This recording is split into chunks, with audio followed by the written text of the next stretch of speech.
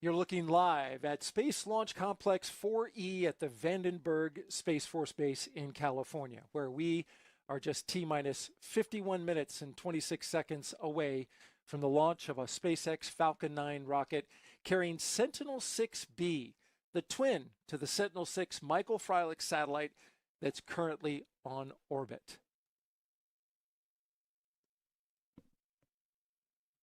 We are listening to the NASA launch manager, Tim Dunn. This is not going out over your broadcast, but we're listening to him. He's giving us an update that there are no vessels of concern in the area of the range where the payload fairings were expected to come down. Again, there were vessels there, I'd say about a half hour ago, but those have cleared the area. So that's not an issue. Together, let's talk about these satellites. Michael Freilich Sentinel-6 was launched about 5 years ago, almost to the day. Together, Michael Freilich Sentinel-6 and Sentinel-6B form the latest chapter in a mission that's been measuring sea level with remarkable precision for more than 30 years. Our liftoff time for today is 9:21 and 42 seconds Pacific Standard Time, 5:21:42 UTC, 12:21:42 Eastern Standard Time tomorrow. Weather conditions currently, we just got a great update from the launch weather officer for this mission, who reduced now the go to 10% go for launch this morning. I want to welcome my co-commentator for this launch, who is Nikki Russell, a vehicle systems engineer with NASA's Launch Services Program. Nikki, welcome, and thanks for being on the broadcast. Thank you for having me. I am so excited to be here today, and I'm just truly honored and humbled to be speaking on behalf of this truly exceptional team. Well, we're very fortunate to have you, and we appreciate your expertise in being here. And you've got a lot of great information to pass along to the audience. Let's start by talking about the T0. For those who are tracking, it was for the longest, all the way leading up to launch, 9:21 and 32 seconds. But we've moved 10 seconds into our 20-second window, and there's a reason for that. Yeah, so the flight design team uses several inputs to derive that 20-second launch window. However, that window is primarily driven by orbit geometry. Sentinel-6B must launch into the exact same orbit and ground track as Sentinel-6 Michael Freilich flew back in 2020. That repeat cycle is what allows scientists to compare decades of precise sea level measurements.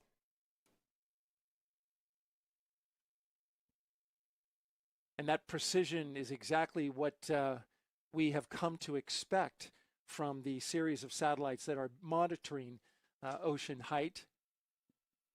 As we look out at the launch pad, it is a historic one. Slick 4E here, as it's called, Space Launch Complex 4E, has a long history with not only Launch Services Program, but also with the Space Force Base. Yeah, so that history started back in 1964 on the Atlas Agena rockets and program.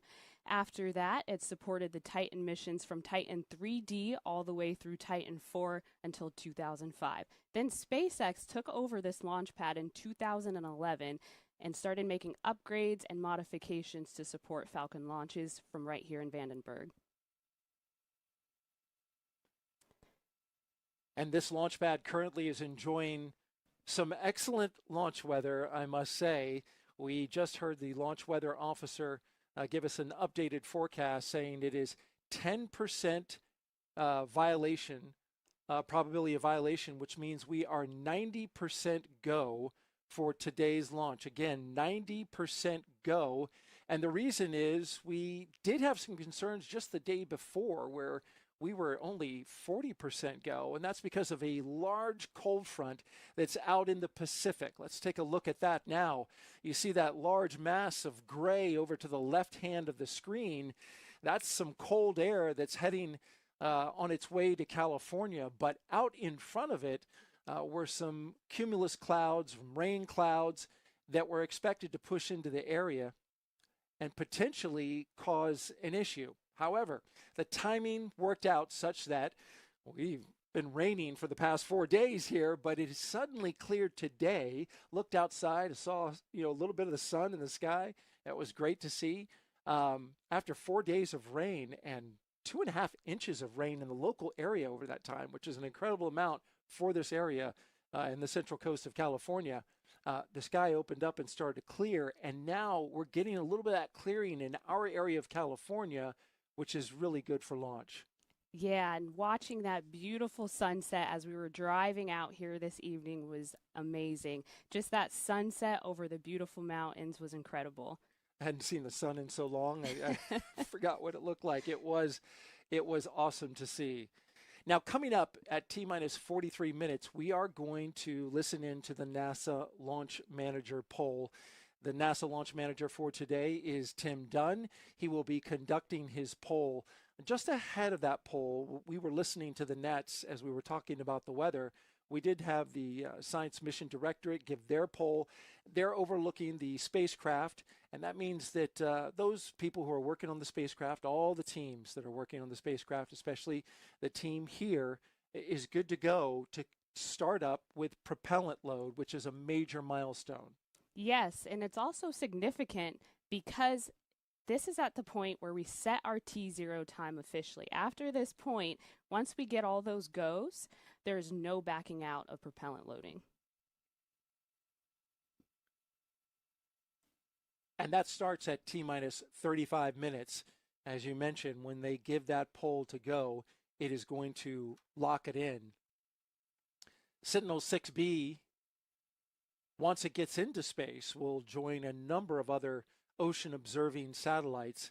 A couple of them are Sentinel-6A, which was renamed Sentinel-6 Michael Freilich, which again, as I mentioned, launched 5 years ago, almost to the day 5 years ago from right here at Vandenberg Space Force Base. It was a spectacular launch. It was during the day, and the weather was crystal clear and beautiful. One of the most clearest days I've ever seen here at the local area. And I showed you a little bit of that launch broadcast. Yes, and if memory serves me right, you were able to actually watch it take off and then watch that booster return back to the landing site here. Yeah, that was something special. Going back a little further, Jason-3 is also still up there in the orbit that Sentinel-6B will be going into, along with SWAT. So you've got Sentinel-6B seeking to join that caravan of satellites, which has got to make a very careful orbit insertion to get in there. Yes, and so that trajectory was actually designed specifically for that purpose, to ensure that Sentinel-6B joins that caravan of long and rich history and heritage of these sea-level measuring satellites. It's going to be about 30 seconds following Sentinel-6 Michael Freilich in the orbit. We're just a few seconds away now from getting the... Momentarily, I'll be conducting the propellant and launch readiness poll. Just to give a summary of where we are this evening, I will recap.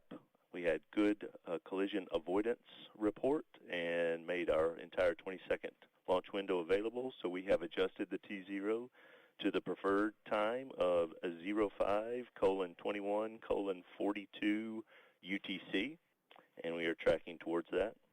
Earlier in the countdown, we did have vessels in the payload fairing recovery ellipse. They are now deemed not a concern for launch, so we are no longer tracking that. Weather continues to be a watch item, but it's been trending favorably. Our probability of violation in weather is now down to 10% for thick clouds and cumulus clouds. And so, therefore, we've got a good spacecraft, got a good range, mostly good weather, and a great rocket. So let's conduct this poll and see if we can go put some propellant on board. I'd now like to conduct the propellant and launch readiness poll of the NASA team, beginning with NASA CE. NASA CE, go. Copy that, NASA CE. SMA. SMA is go. Copy SMA. SMD. SMD is go. Copy SMD. NASA MEM. NASA MEM is go. Copy NASA MEM. LSP. LSP is go. Copy LSP.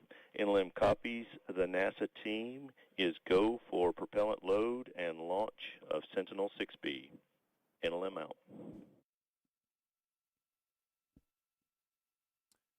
And that was NASA launch manager Tim Dunn that just concluded his poll, and it was goes across the board. And that does set the stage for SpaceX to now conduct their poll.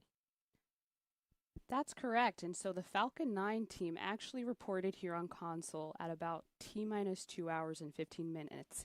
And at that point, they began their final review of the launch vehicle and ground systems. NASA's chief engineer, who today is Akash Vangani, conducted his technical readiness poll prior to T-minus 1 hour, followed by a data review of the stage avionics, guidance, navigation systems, controls, and propellant checkouts. Now that NLM poll has completed and is go for propellant load, SpaceX will do their technical readiness poll in just a couple of minutes. Prop load should complete at about T-minus 2 minutes. Performed a clear to launch poll. NLM, are you clear to proceed to the launch auto sequence? LD, this is NLM. We are go for propellant loading. Copy that. LDA, is the range ready to proceed? This is LDA. We are clear to launch. Copy.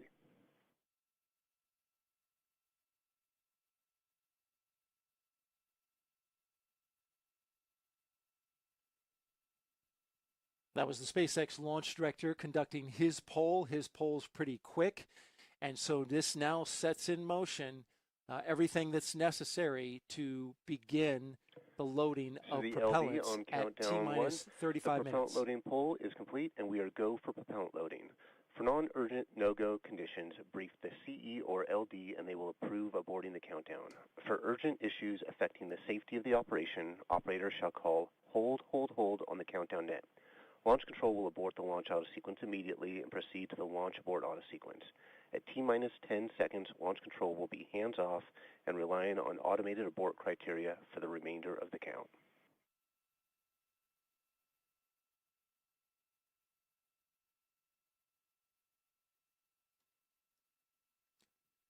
And the launch director from SpaceX giving a brief after giving the go for propellant load, which again begins at T-minus 35 minutes. This sets the stage for our T0 at 9:21 and 42 seconds Pacific Standard Time. Everything's ready to go, and weather really played a big role in all of this, Nikki, because they wouldn't have given the go to start propellant load if they didn't feel good and confident about the weather right at T0, and that's an indication that we're going to give it a shot. Yes, and so the past 4 days have been pretty rainy, but prior to rolling out to the launch pad, the team does have launch commit criteria such that they need to ensure that there's no lightning at the launch pad at the time of launch. So we have a lightning monitoring system, which is actually a mission-unique service that LSP provides. Its first use was earlier this year on the SphereX mission out of this same launch pad in March earlier this year. Prior to this team, the team only relied on that rollout criteria. So while the climate here in Vandenberg is much more mild compared to the East Coast in terms of lightning, the system helps provide a way for the team to gather real-time data should there be any lightning in the area this evening to assess potential impacts to the spacecraft's avionics. And right now, at the moment, we do not expect to get any lightning with this system. It's less than 10%, according to the launch weather officer. But tomorrow, that changes up significantly, so it certainly is in play. Tomorrow's probability is only 40% go for weather. So, and then our lightning probability rises to 10%. So it's a good thing to have that lightning monitoring system in place. Certainly the spacecraft team, this is something they're watching very closely. I was talking to Parag Vaze, the Sentinel-6B project manager based out of NASA's JPL down there in Pasadena, California. And he was telling me that, they don't expect many issues with the spacecraft, but sometimes things in the environment can affect it, and lightning is certainly a big one.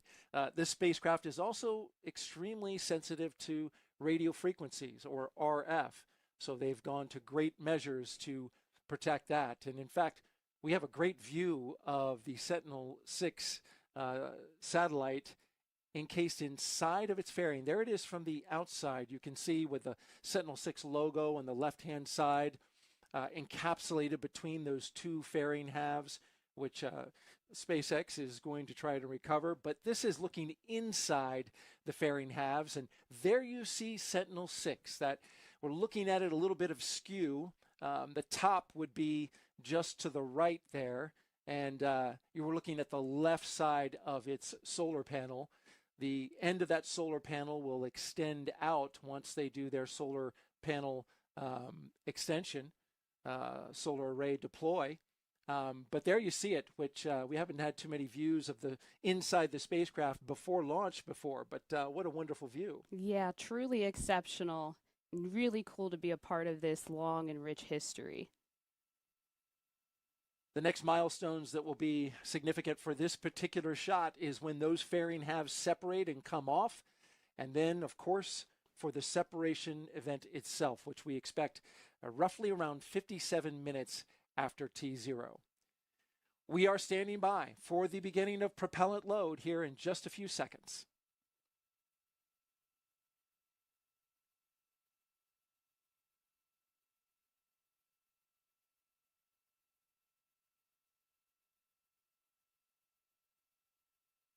The launch auto sequence has started. And with that simple call out, propellant load has begun. They have started RP1 flowing into the first stage of this rocket that you see right here. And that first stage, it's one that's flown before. It's got a history, having flown 2 previous missions for SpaceX. In fact, flying one in September and October and now November. This booster's hitting 1 flight a month. It's pretty impressive. I think it's a good point to make that this is SpaceX's 500th flight of a flight-proven booster, which is truly incredible. Yeah, what a milestone that is. They've launched more than 560 Falcon 9s, but that is a big mark that they've flown 500 flight-proven boosters. And tonight it's the turn for Sentinel-6B.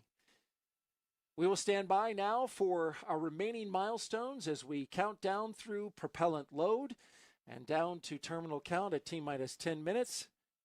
This is Mission Directors Center at the Vandenberg Space Force Base for coverage of Sentinel-6B.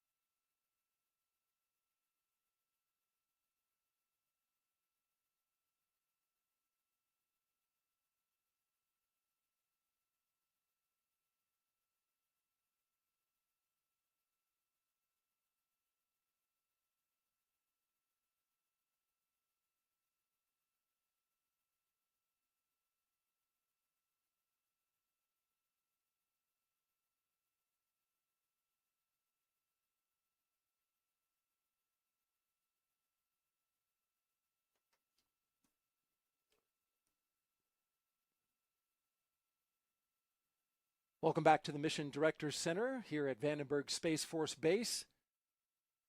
This is launch coverage of Sentinel-6B. We are T-minus 25 minutes and counting until liftoff, and you're looking inside the Mission Directors Center, where both Nikki and I were in the upper left-hand corner, along with your mission directors who are filling the room that you see there. The international collaboration for this mission is an incredible one. We have NASA, ESA, we have NOAA, we have EUMETSAT, and CNES out of France. You're looking now at the European Space Operations Center in Darmstadt, Germany. They will be taking over control of the Sentinel-6B satellite, bringing it online, searching for the acquisition of signal, and then making sure that they raise it to the proper orbit.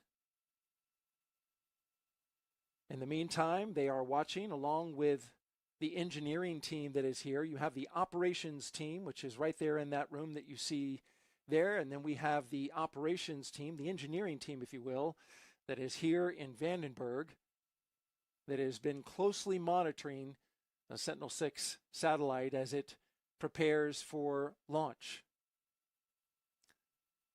We see Janet Petro in the second row. To the far right, our center director for the NASA Kennedy Space Center. Our friends from ESA also here. The ESOC will hand off the Sentinel-6B to EUMETSAT once they have it fully operational. And of course, EUMETSAT will get that data out to the rest of the world, that critical data that this spacecraft is become famous for. Incredible accuracy with determining the height of our oceans. Yes, and that really helps inform our daily forecast that we get. If you're like me and you check the weather every single morning when you're trying to decide what you're going to wear, you check that weather, right? And so a lot of people rely on this weather as it plays a critical role in the formation of hurricanes, being able to track and predict with greater accuracy the impact that these hurricanes can have on land.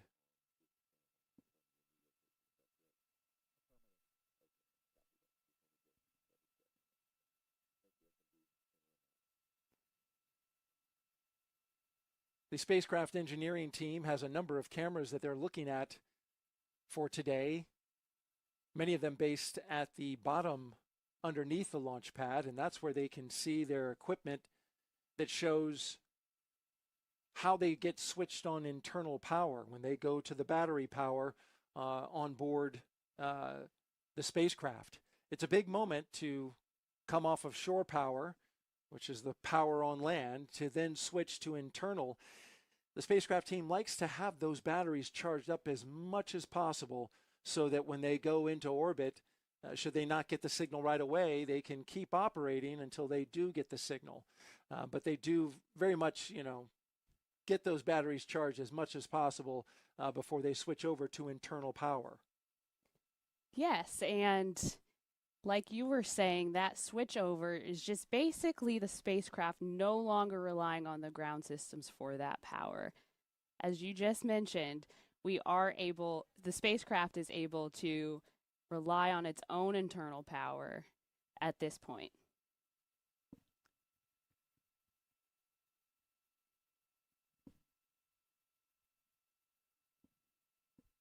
All right, we passed into loading of helium on board the Falcon 9 rocket. The helium, of course, used to pressurize the propellant tanks to be able to push that propellant through the engines so that it can burn. Coming up at T-minus 20 minutes and 30 seconds, we'll start chilling the strong back so that we can load those propellants into the second stage. Yes, and we're going to see the effect of that on the second stage when those tanks start venting. Stage 2 lots. RP1 load is complete. It's much warmer here in Vandenberg than it's going to be inside of those tanks. So as a result, we're going to see that gas boiling off and venting out of the system in order to maintain the tank's pressures. And there you see it venting out.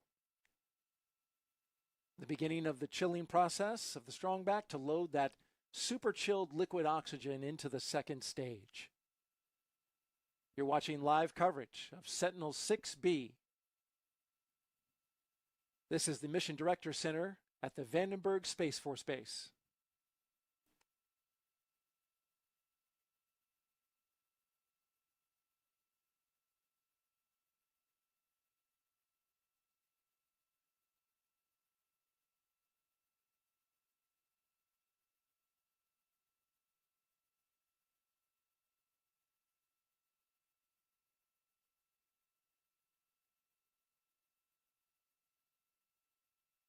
As part of a global effort, Sentinel-6B will keep the long-running measure of sea level on track. Let's take a closer look now at its real-world impacts. Sentinel-6B is this really exciting high-tech satellite mission where we're measuring the height of the ocean from space. If we think about shipping, national security, fisheries, all of these depend on this information. The ocean is very dynamic, it changes all the time. Having a measurement really is important towards understanding what's happening with the ocean, both in real time, but also in terms of forecasting. We're in the business of trying to avoid emergencies, not just respond to them after the fact. Sentinel-6 is a unique project, so it consists of 2 satellites built as twins, and the first one was launched, Sentinel-6 Mike Freilich, in 2020. The second one was built in parallel. We literally have hundreds, if not thousands of people working to build these programs together. The Sentinel-6 Micro Freilich has been looking at the Earth, sea level around the globe, and now Sentinel-6B is going to take over. We've been tracking changes to sea level using satellites since 1992, so it's been more than 30 years now. The way the Sentinel-6B measures is it sends a radar signal down to the surface of the ocean and measures how long it takes that signal to get back to the satellite. And from that, we can really get a very accurate measurement of how sea levels are changing locally and on a global scale, down to about a 1-inch accuracy. Very dangerous Hurricane Milton rapidly approaching the west coast of the Florida Peninsula with multiple life-threatening hazards. In 2024, Hurricane Milton intensified very rapidly, and Sentinel-6 Micro Freilich data were able to help us forecast this intensification. Better predictions allow people to get out of the way before the storm hits. It allows them to take measures to protect their homes and their businesses. It allows emergency crews time to set up. All of these things are going to save lives. That's the goal, is really to have data that's available within hours of the observations. Sea level measurements are really critical to a number of different industries. So if you think about the packages that show up at your home, the expectation is that they arrive on time and arrive quickly. And Sentinel-6B can provide us the information we need to understand how to move things as quickly as possible from one part of the Earth to the other. So from a national security perspective, the U.S. military has installations all across the globe in coastal areas. Understanding the change in water level is really critical to preparedness. With fishing, that data is used to understand where the fish are, how healthy they are, how they can be sustained, and how they can be managed better. Sentinel-6B carries on this legacy of measuring sea level in a very consistent and very accurate manner. Sentinel-6B will really propel us into the next decade and continue that sustained, highly accurate observation. And understanding how water is moving in the open ocean, how it's moving close to the coast, that's really important information for us to protect our way of life.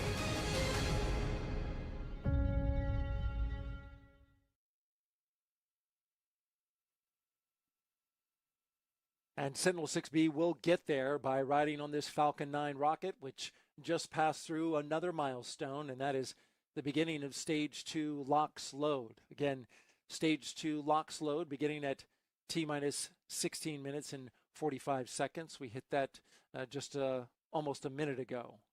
We are complete with loading propellant in the RP-1 in the second stage, and we continue to load LOX in the first stage and propellant in the first stage as well. We're rapidly moving down to our terminal count, which kicks off at T-minus 10 minutes. This is the Mission Director Center at Vandenberg Space Force Base for coverage of Sentinel-6B.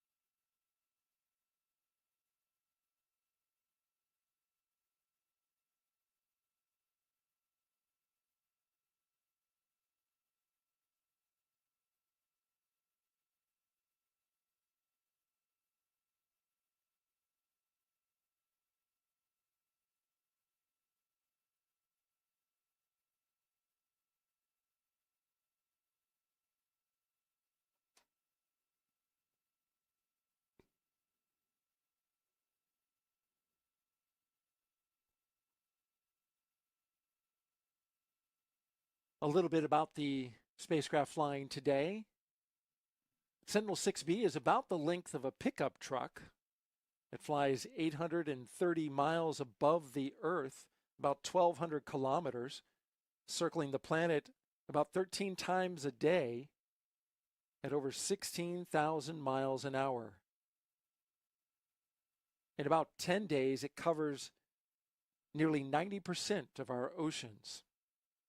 And it does so with that 66-degree tilt, that inclination that allows it to make those sweeping observations. Power for Sentinel-6 comes from 4 solar panels that feed a 200 amp hour battery built from more than 1,100 lithium-ion cells.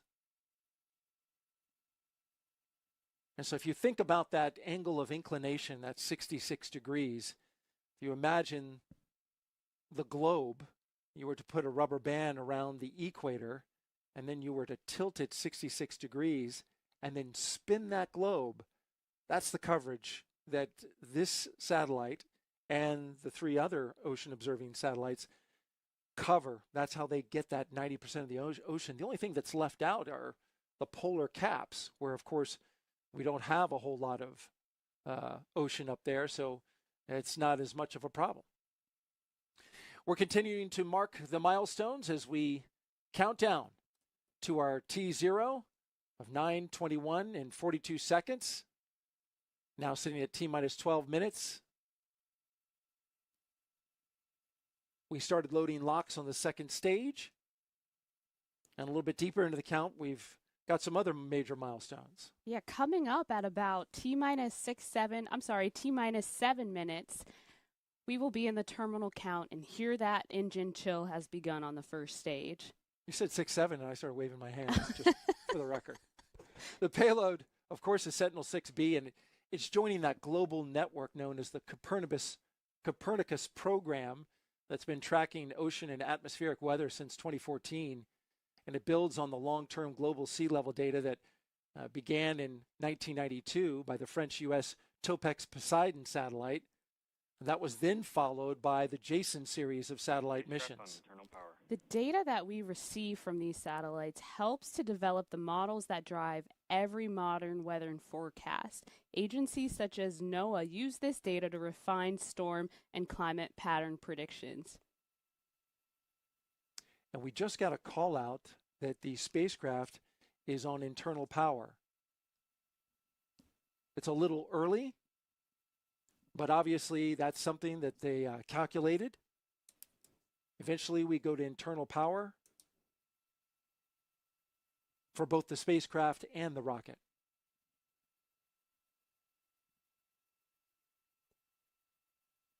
Continuing on with information about Sentinel-6B, the data from the spacecraft and all of the satellites prior to this one guide SpaceX meteorologists in deciding when to launch, where to land, and how to plan logistics around shifting conditions worldwide. Space systems like the Copernicus program that you just mentioned help connect life on Earth, making life more resilient and safer for us, especially around natural disaster events.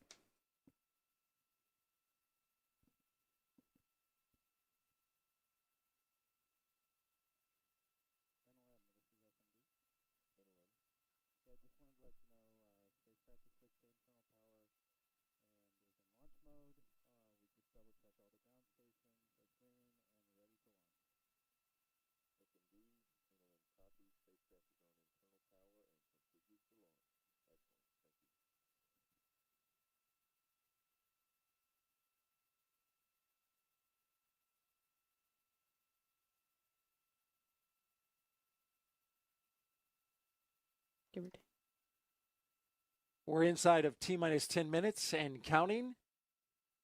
A quick recap if you're just joining us. We had an improvement in the weather forecast for today's launch, going to 90% go for weather after looking at a number of low-pressure systems that had been bringing a lot of rain to the area. In fact, some record amounts of rain. But that cleared out in time for our launch weather officer to give us the green light for both weather and the range. Teams came on console a number of hours, several hours before today's T0. We got our COLA report and then the NLM poll at T-minus 43 minutes, and that kicked off our tanking at T-minus 35 minutes, and we've been loading propellant since. We're starting to get down into the final milestones before liftoff. We just heard from the spacecraft team that we are on internal power for Sentinel-6B, located inside those fairing halves that you see there at the top of the rocket.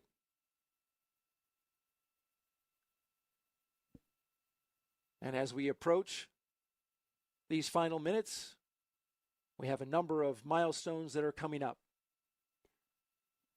That first milestone that's coming up is T-minus 7 minutes. When we reach that point, we are then in the terminal count, and Falcon 9 will begin engine chill. Prior to any propellant flowing, the plumbing on the engines are chilled down, and this just prevents any thermal shock of the system when the cryopropellant liquid starts flowing at a higher flow rate. If you think about it like a glass cup, and you pour very cold liquid in that, if that glass cup is at room temperature and you just shock that cup with the cold liquid, it could crack. The same thing is being done here.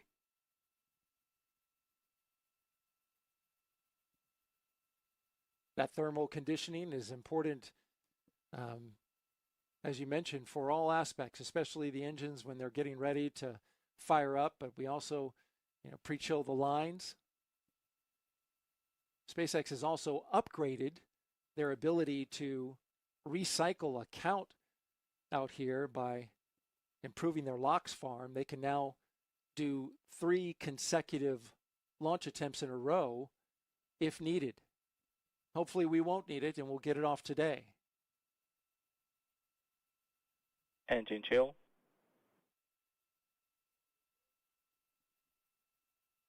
And there's the stage 1 engine chill that you mentioned.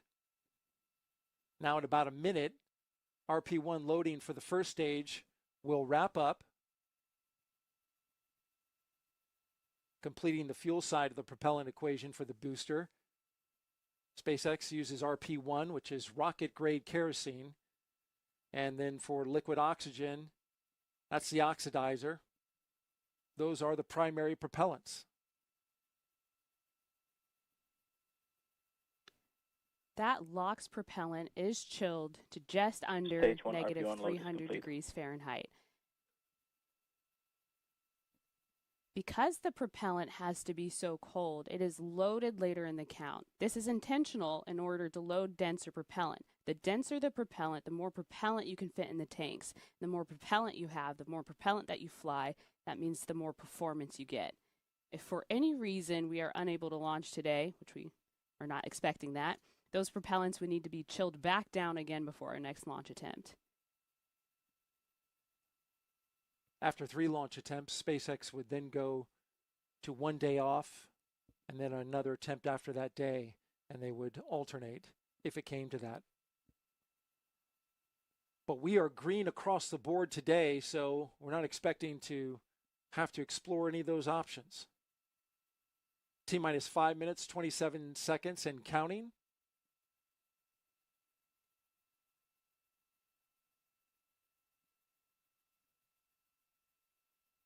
Up next, looking to start pressurizing the tanks for strong back retract.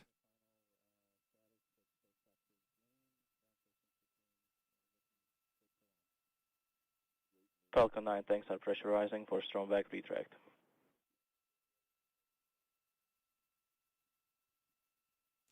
That strong back, which is giving the rocket its support right now, also known as the transporter erector, it's going to start retracting from the rocket here at T-minus 4 minutes and 30 seconds, so in just a few seconds. That truss structure is hinged at the base. It has clamp arms around the second stage that open Strong slowly. back retract has started.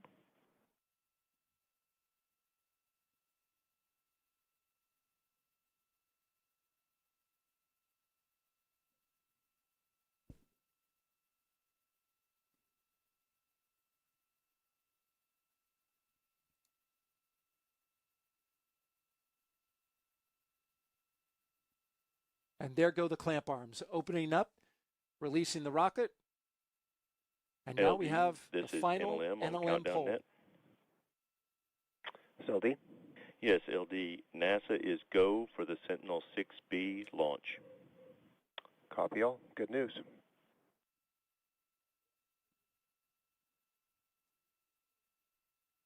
And there you have it. NASA launch manager Tim Dunn giving the final go as we count down to the final minutes before the liftoff of the Sentinel-6B satellite riding a Falcon 9 rocket.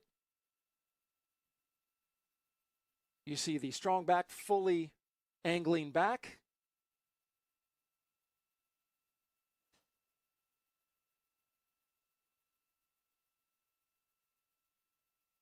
It's a good visual indication that we are right on time.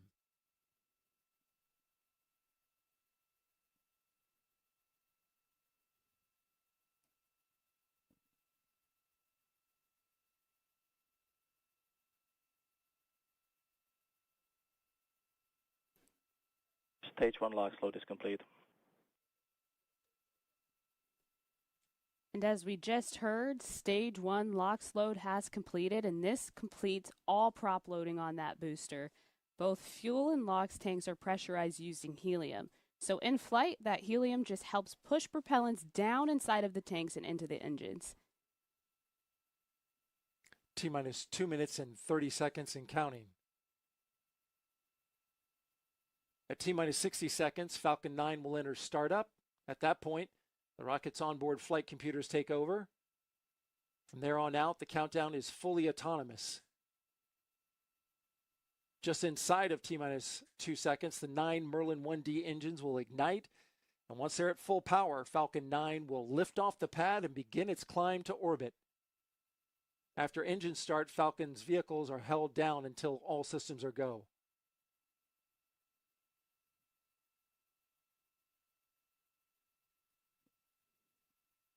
Stage 2 LOX load is complete. And there we have it. Stage 2 LOX load has completed. And that concludes Stage 2 prop loading entirely. And as we can see now on the live video feed of the Falcon 9 rocket standing proud and tall, you can see white gas venting from the rocket. That gas is not smoke, Daryl. It is actually oxygen venting from the tank, maintaining those tanks' pressures. We just heard the call out for gas closeout. It's beginning.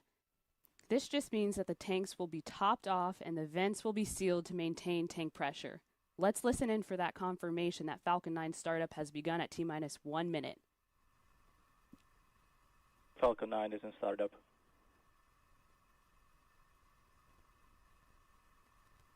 At this point, the autonomous flight computers have taken over the launch countdown, and stages 1 and 2 are pressurizing for launch. LD is go for launch. We just heard the SpaceX launch director give the final go.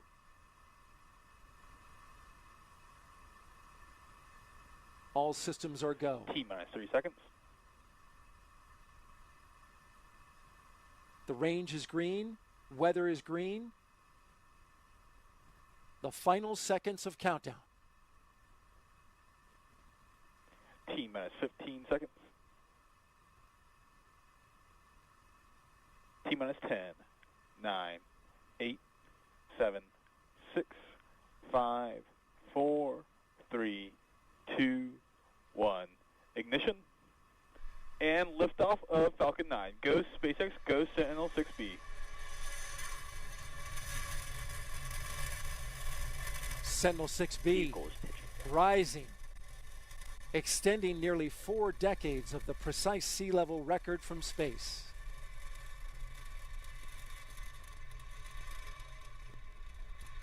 Falcon 9 booster is currently firing all 9 of those Merlin engines at 190,000 pounds of thrust per engine, and we can hear it, and soon we're going to feel that in our chest. So exciting.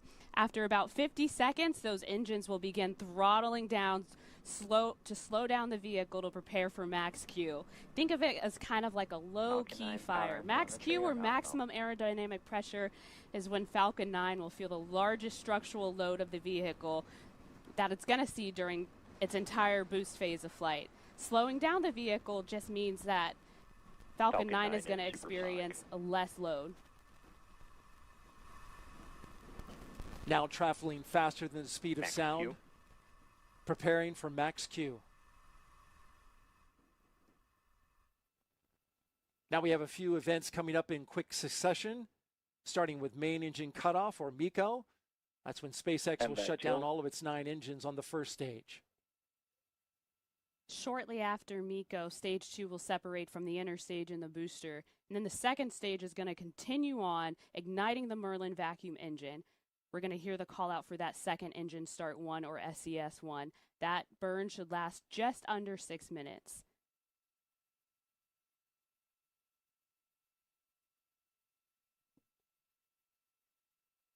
A lot of clouds in the area, so our ground shots not able to pick up that traditional flight into the night sky, but we are looking right down the barrel of the first stage with the onboard camera.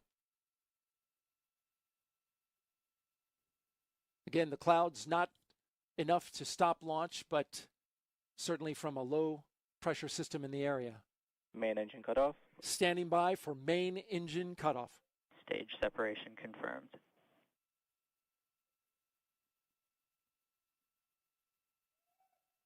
MVAC ignition. Stage 1 boost back startup.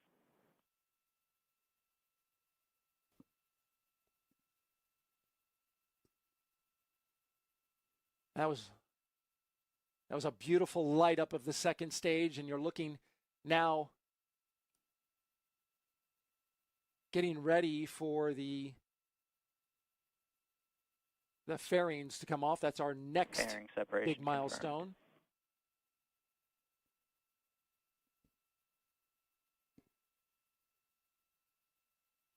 And there go the fairings.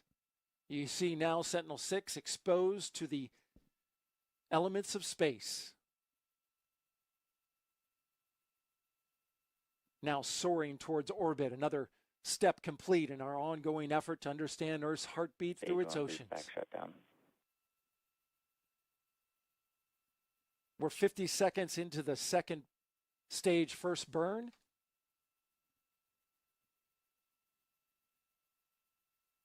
And now the first stage booster basically hitting the brakes by firing 3 of its 9 engines to reverse course and head back down towards the landing zone.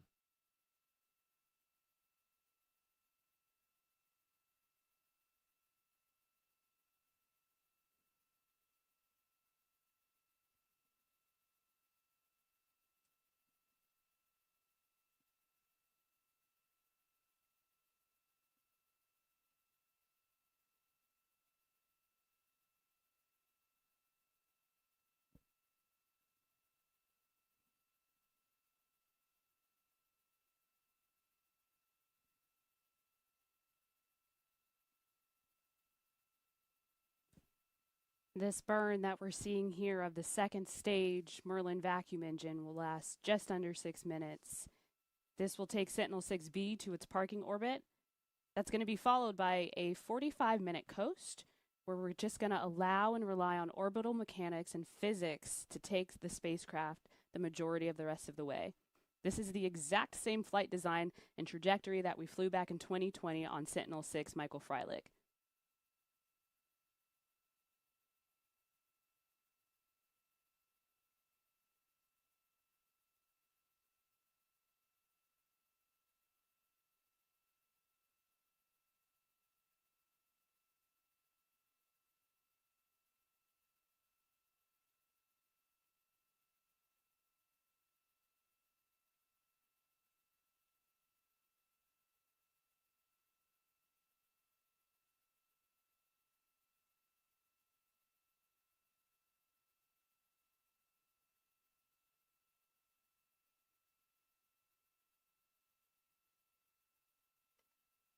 Today's first stage booster heading back down to the landing zone, which was formerly the Space Launch Complex 4 West.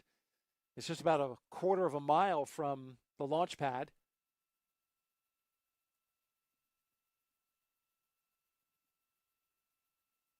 So if you're in the area, you will expect to hear the double sonic boom once it breaks the sound barrier on the way back down.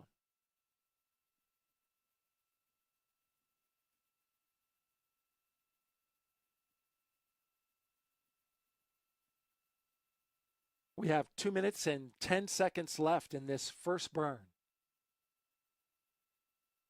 We're at T plus 6 minutes and 15 seconds into flight. First stage entry burn, just a minute away.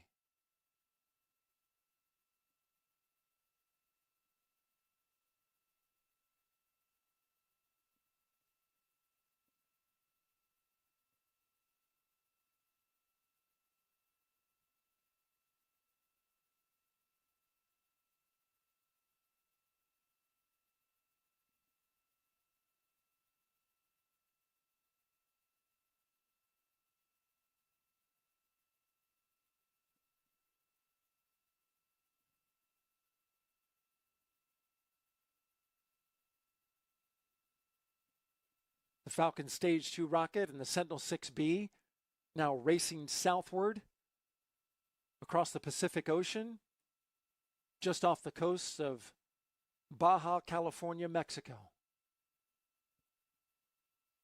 A few seconds away now from the first stage entry burn. Stage 1 entry burn startup. And there we have it. That first stage entry burn has just begun. That landing burn, Stage 2 is it's going to last about 25 seconds. That burn just helps reduce the speed of the vehicle to ensure a softer touchdown of the booster. Falcon 9 is using a few of the Merlin engines and 4 grid fins to help guide and orient the booster on its way down. Stage 1 entry Those burn 4 grid fins are out. And the burn is complete. Stage 2 FTS is saved. It's awfully dark out there, so we don't have a lot of illumination. But when they do light those burns, we get a good view.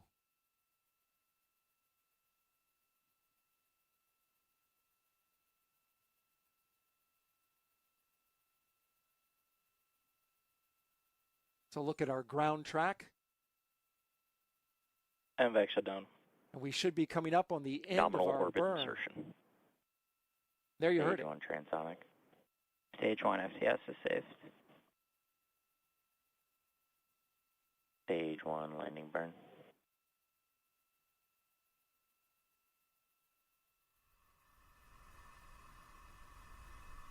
A good first burn. Now here comes the booster. Back down on land.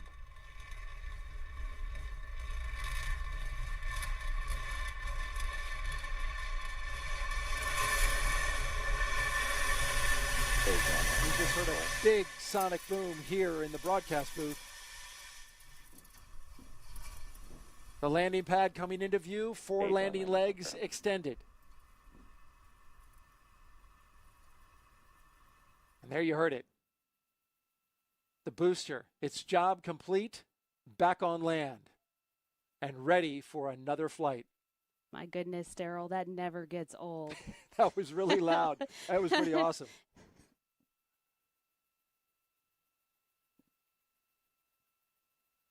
We hear cheers from the folks at the Mission Director Center who all ran outside to try and get a glimpse of the rocket. They may not have seen it, but they certainly heard it, felt it, and they definitely heard and felt that sonic boom for the first stage coming back down. So now the second stage, you're looking at the Sentinel-6B riding on top of the second stage, will coast for about 44 minutes. And then we'll go to a second burn of that MVAC-D engine, only about 11 seconds or so. And that'll be followed by a big moment, the separation of the Sentinel-6B from the second stage rocket. How you feeling so far, Nikki? Oh, man, I feel great. This is incredible. I'm just so honored and humbled to be here, be a part of this rich and long history. Very cool moment. Like I said, it just never gets old, feeling and hearing those sonic booms, hearing our partners run outside and cheer for that incredible moment. And there's plenty of work to go. As we continue, we will monitor the progress of the coast phase and bring you some videos to tell you a little bit about Sentinel-6B and its mission. We hope you stick around. And then ultimately, that deployment about 42 minutes from now. You're watching live coverage of Sentinel-6B. This is the Mission Director Center at the Vandenberg Space Force Base.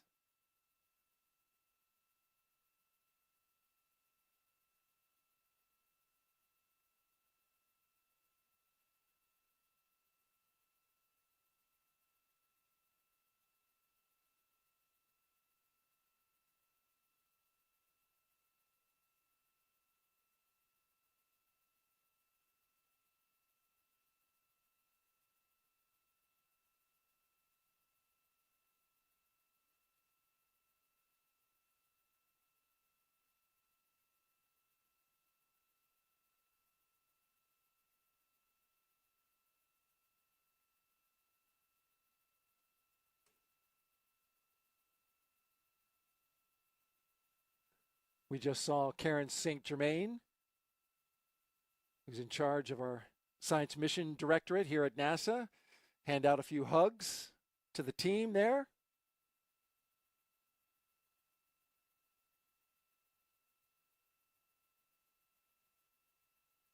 And there in the back of the room, coming back from the view outside, Nadia Venegrova-Schiffer, our Sentinel-6 program scientist, there in the back of the room. Great anticipation as we now march towards the second burn and separation.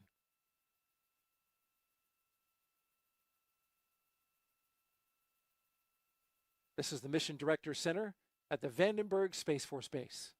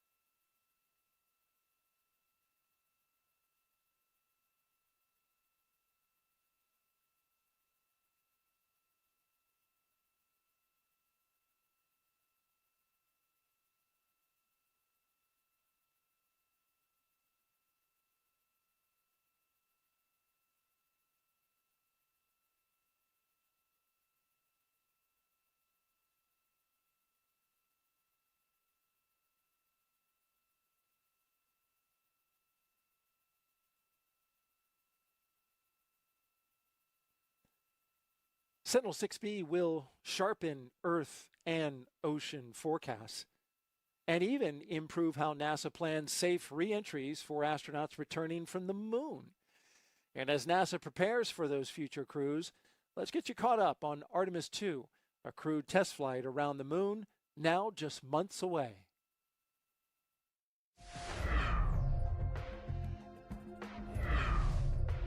Just last month, crews with NASA's Exploration Ground System program lifted the Orion spacecraft on top of the fully stacked SLS, or Space Launch Systems rocket.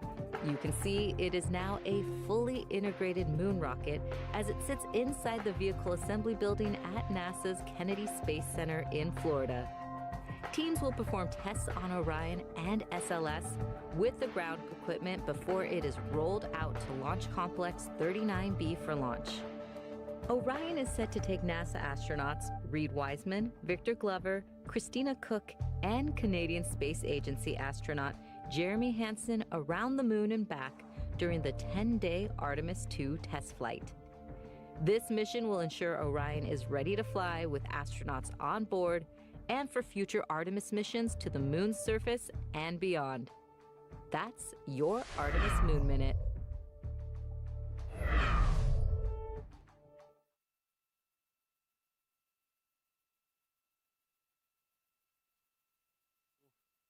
with the Artemis 2 mission and its test flight around the moon. But right now we are focused on Sentinel-6B, currently in a coast phase. To recap for you, we launched at 9:21:42 seconds Pacific Standard Time from the Vandenberg Space Force Base here along the central coast of California. We have been flying for 16 minutes. We had a good first burn of the first booster, and then the second stage had a good first burn and good orbital insertion. And so now there'll be some modification of how Sentinel-6B is oriented with regards to flying through space. And Nikki Russell, our vehicle systems engineer with Launch Services Program and our co-commentator for this evening. It's interesting, there's an instrument on board Sentinel-6B, the Advanced Microwave Radiometer, that has to have special care taken with regards to how much sun exposure it can have. Explain that. So part of flight design and trajectory is spacecraft requirements. That's an input into those analyses. So as you just mentioned, this AMR, Advanced Microwave Radiometer, which is a NASA-provided microwave radiometer that measures path delay due to atmospheric water vapor along the altimeter path. It has some sensitivities. It's sensitive to solar exposure through its aperture, so as a result, Sentinel-6B must separate in an orientation which protects it from the sun's view. SpaceX's Falcon 9 rocket is able to do this by taking advantage of its internal flight software, which tracks the sun's location relative to the spacecraft in each position. So eventually we will get illumination and pick up the signal of the second stage, which has a camera on it, and the cameras we've been seeing, both of the engine and of the Sentinel-6B. And we'll note that it is turned at that angle, that special angle, to keep that that special equipment away from the sun. Don't want to burn its eyes. Exactly. Me and you, we use sunglasses. Yes. But Sentinel-6, we just turn it away. Perfect. Don't look. Don't look at the sun. Or T plus 18 minutes and counting. This is launch coverage of Sentinel-6B, live from Vandenberg, California, at NASA's Mission Director Center.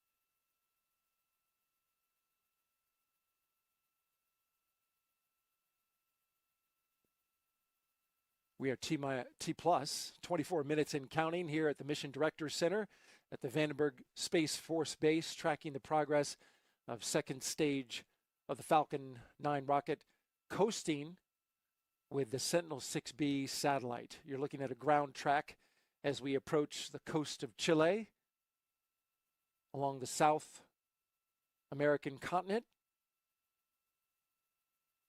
Sentinel-6B is giving NASA the most precise sea level data yet once it goes into orbit and gets operational. And this will be critical for communities living on the coast, just like right there in Chile. Here's more on why that matters.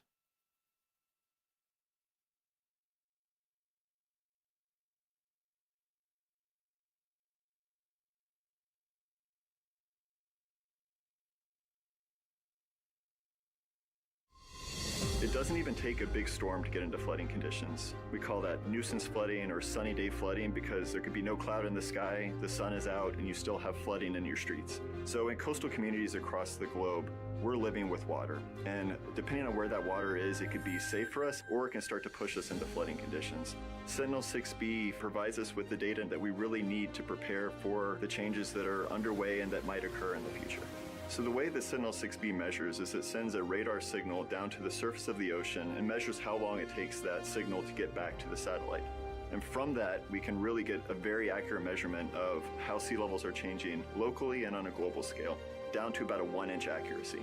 Sentinel-6B provides us really critical information we need for planning and preparing for the changes that we see from day to day, from decade to decade. Communities that were built over a century ago were built in such a way they knew where the average high tide was and were built with kind of a safety factor. They knew it wouldn't flood all the time. As sea levels change, however, we start to push into flooding conditions. So your high tide that maybe wasn't a problem in the past now becomes a problem and leads to flooding, to impact to businesses. So it's really important that we're able to track those changes over time.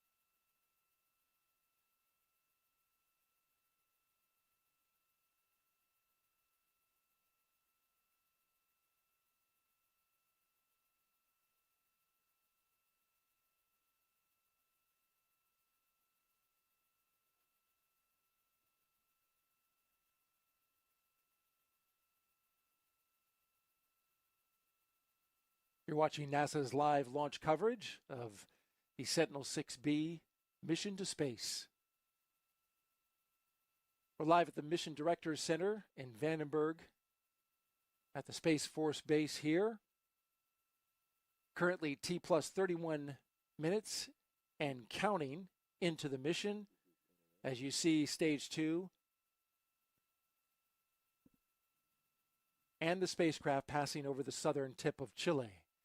It's currently at an altitude of 200 kilometers, traveling at a speed of 7.5 kilometers a second.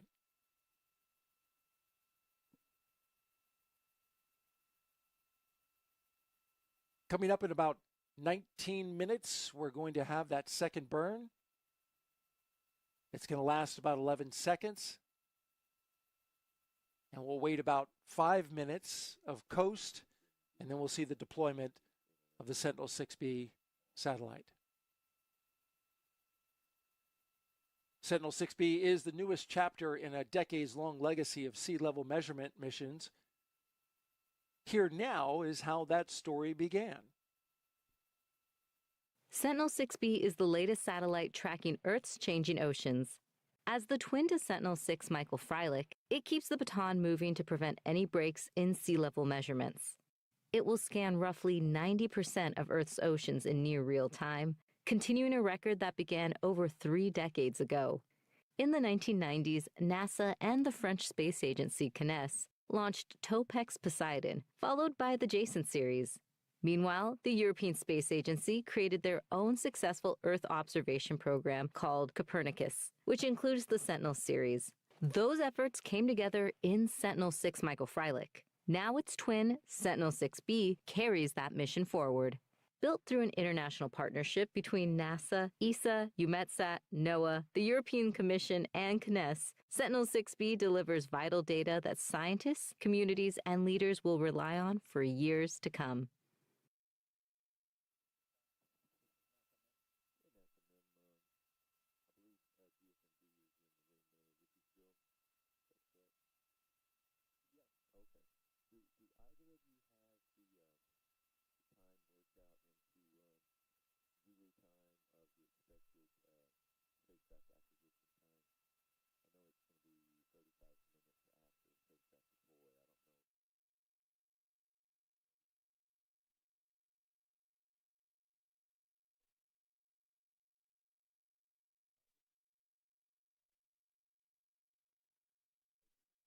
Back inside the Mission Directors Center at the Vandenberg Space Force Base, as the leadership of various programs and international partners all assembled here, tracking and watching the mission. We see Karen St. Germain in the second row on the right-hand side, second from the left. She is part of the Science Mission Directorate. I misstated when I said she led it. She is the Division Director of the Earth Science Division and has been here on site providing expertise in our news conferences and is tracking as her team prepares to deploy this satellite.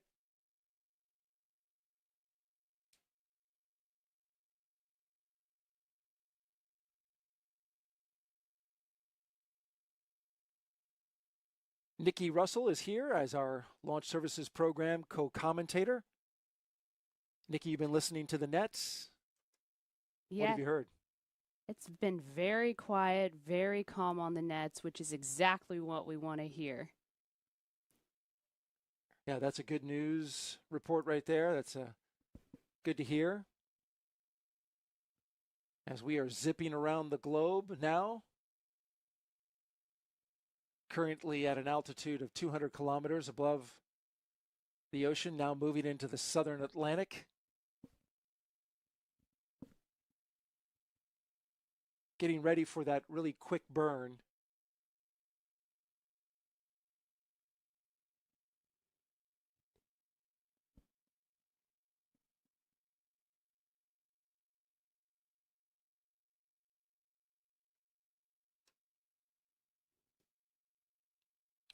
Once that burn is complete, about 5 minutes later, we'll have separation of Sentinel-6B, and we will have live video of that feed as it separates, giving us the visual confirmation. Of course, the teams will be watching their consoles here at the European Space Operations Center in Darmstadt, Germany, where they will be taking over after separation. And they will get Sentinel-6B up into its proper orbit.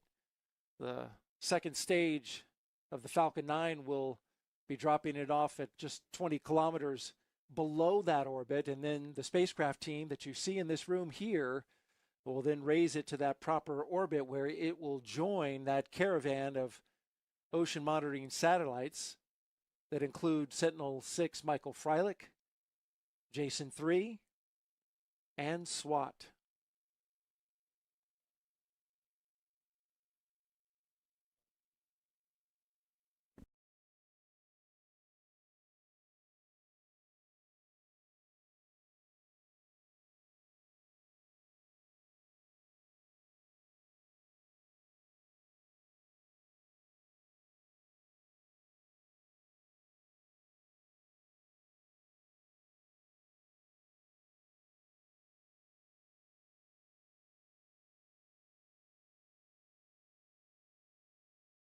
Sentinel-6 quickly around the globe here. And the launch services program went to great lengths to make sure that the satellite would be able to handle the rigors of launch, the shaking, the vibration. And how did they do that? So back 5 years ago, during the Sentinel-6 Michael Freilich integration efforts, SpaceX and LSP partnered together to develop a new structure that the spacecrafts sit on top of. This structure just helps dampen out those environments, dynamic environments, acoustics, and those vibrations. They're kind of similar to the shock absorbers on your truck or your SUV. Helps give a smooth ride. Yes, exactly. Making sure Sentinel-6B is nice and cozy and doesn't feel any of that vibration on its way up and into orbit, following this long and rich history of these sea level measuring satellites. And that burn that's coming up, it'll need some shock absorption once that MVAC-D lights up for 11 seconds and then cuts off. It's a short burn.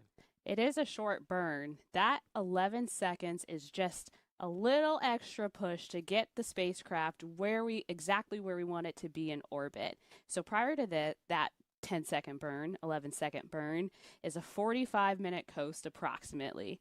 And so during that time, we're just relying on orbital mechanics and physics to take Sentinel-6B most of the way there. So this 11-second burn is just a little bit of a push. Little bit of a push is all we need to get into that orbit to allow the team there at the ESOC to take over. Of course, they'll have to get that signal acquired.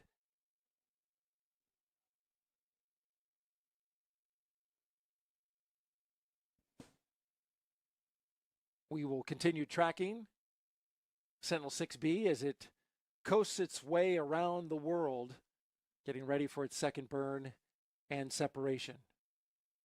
You're watching live coverage of Sentinel-6B from the Vandenberg Space Force Station in Central California.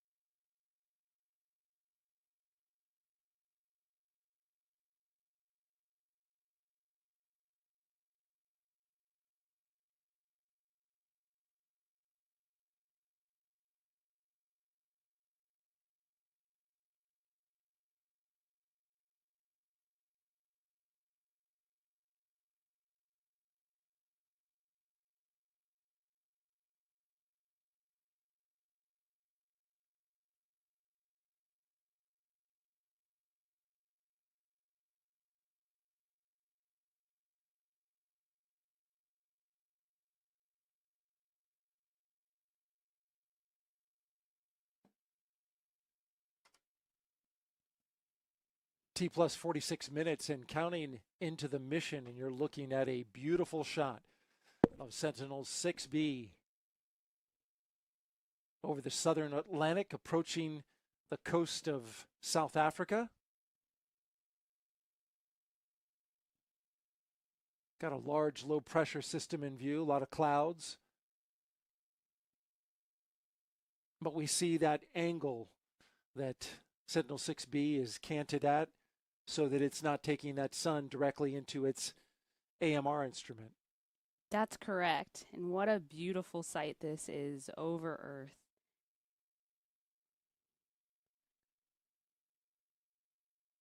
And there you're looking at the MVAC engine that is powering the Sentinel-6B through the coast phase, getting ready to power it on a second stage, second burn.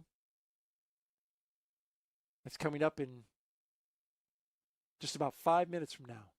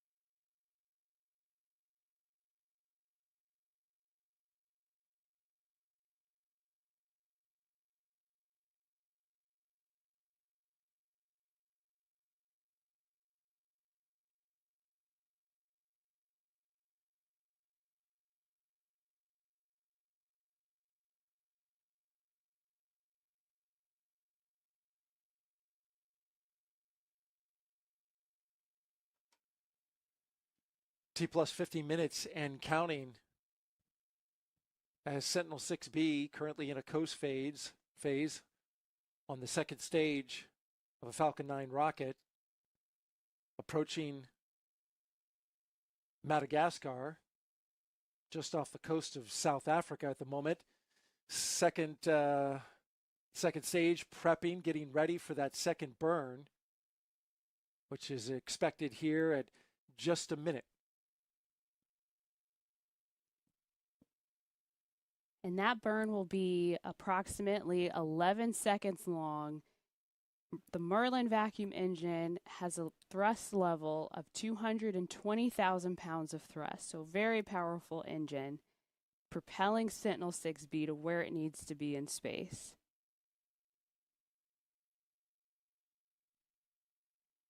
And the reason this shot is so beautiful is because of the high orbit that Sentinel-6B will be going into. It's currently at an altitude of 1,321 kilometers, traveling at a speed of 6.9 kilometers a second.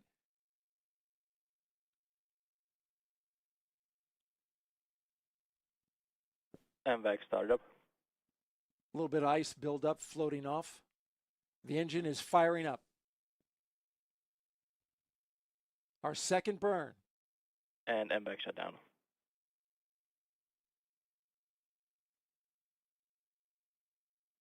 As promised, it was a quick one, just Nominal over 10 orbit seconds insertion. long. And we got the call for good nominal orbit insertion.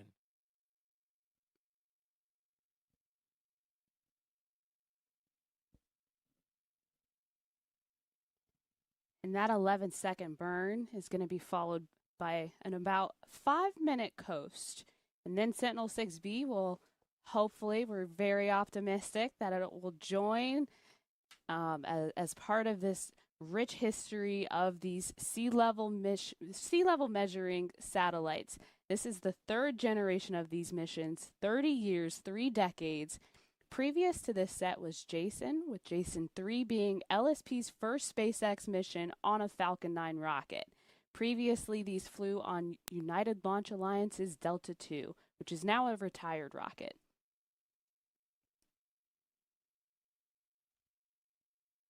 And now the spacecraft team at the ESOC, the European Space Operations Center in Darmstadt, Germany,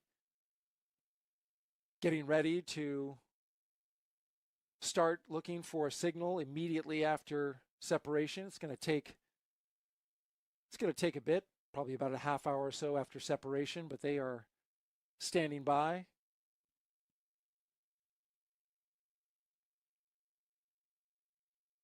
Our time to separate is T plus 57 minutes and 13 seconds. So a little under 4 minutes from now.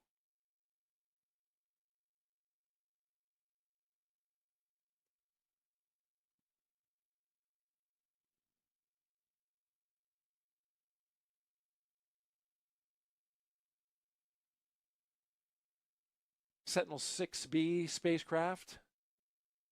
Once it separates, it will pre-sense that it has separated. It has brake wires that will break once it comes off the second stage, and that will trigger its systems to turn on and begin transmitting.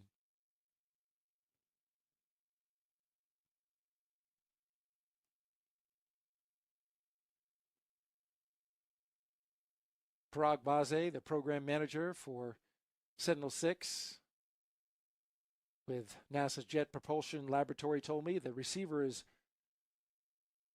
will be always on, but the transmitter, it will take time to get it oriented in the proper orientation so that its antenna is facing down and towards Earth, so that it can be picked up by the ground stations along the path.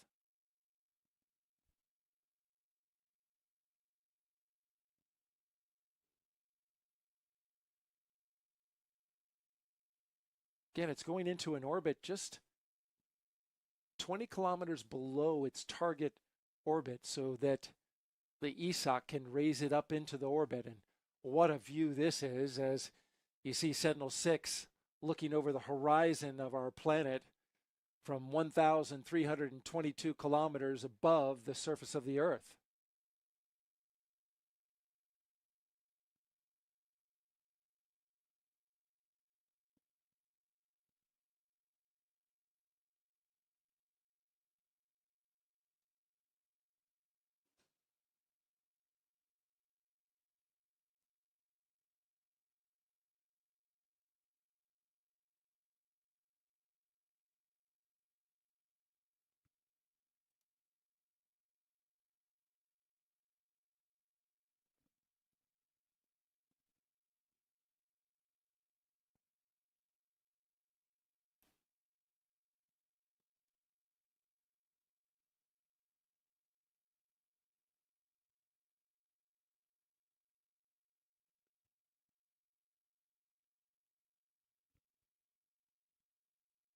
And we're now just a few seconds away from the expected big moment of separation of Sentinel-6B from the second stage of a Falcon 9 rocket.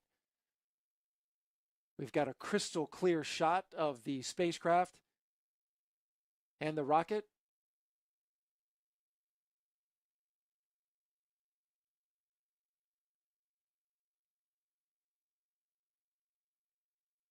Sentinel 6B Less than 10 deploy seconds from confirmed. separation.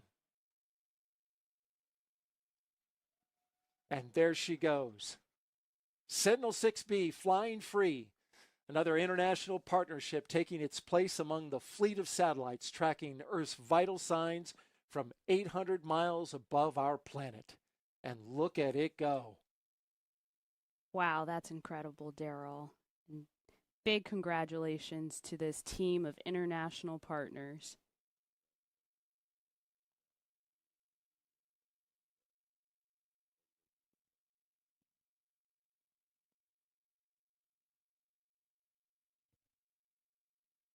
We just heard NASA launch manager on his net congratulating the spacecraft team.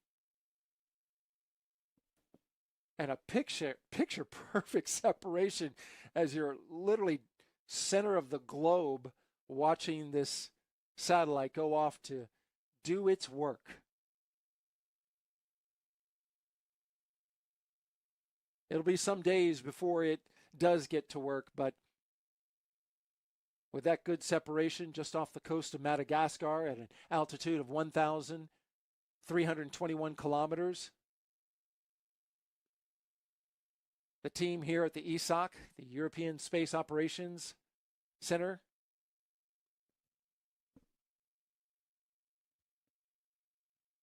now searching for a signal.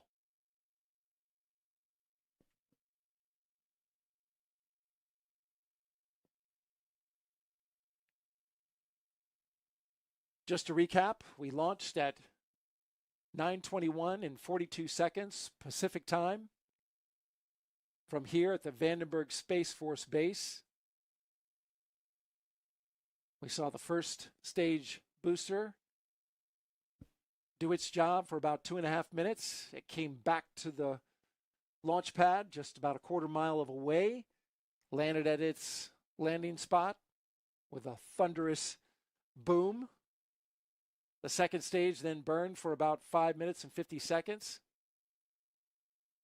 Put it on track to get into its orbit.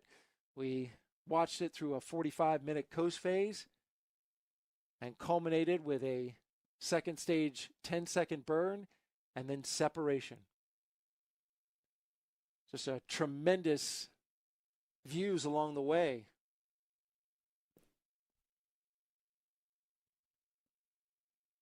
And the LSP team, this brings a conclusion to years of work on this project, Nikki.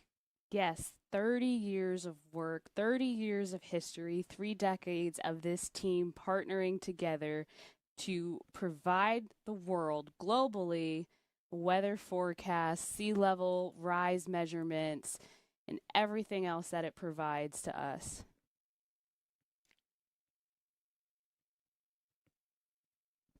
Of course, we will continue to track the progress of Sentinel 6B on our social media channels, and we also have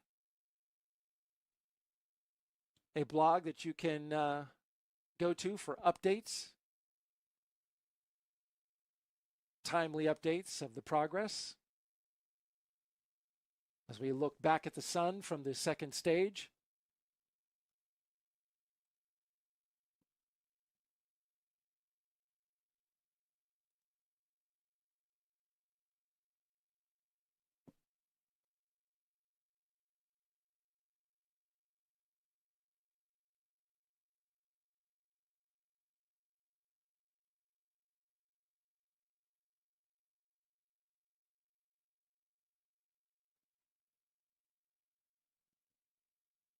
For mission updates like acquisition of signal, just go to the blog that you see on your screen, science.nasa.gov/mission/Sentinel-6B. Again, science.nasa.gov/mission/Sentinel-6B.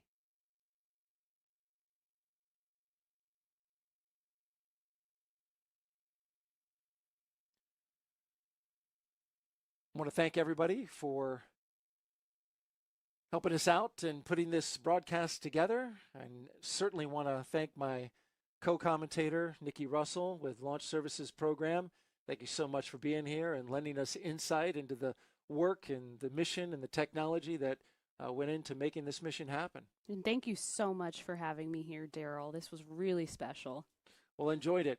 It was a rainy 4 days, but it all culminated with a beautiful sunset and a clearing of the weather just in time to get this mission off. And boy, what a way to end it, with a tremendous view of the separation of Sentinel-6B going off into space. That was lovely.